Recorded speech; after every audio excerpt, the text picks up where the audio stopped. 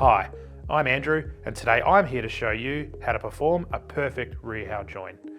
To start, we need to make sure we have the right equipment.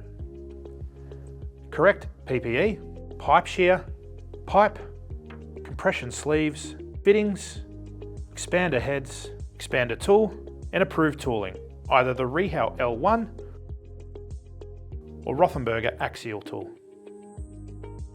Step 1 is to cut the pipe correctly.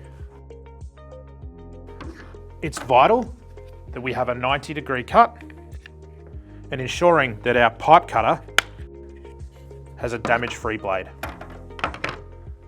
The next step is to slide over our compression sleeve.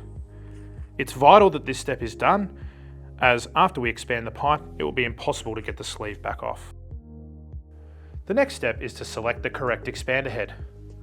Blue for Rehau RAUTITAN Platinum for water, and green for Rehau RAUTITAN Stabil for gas and hydronic heating applications.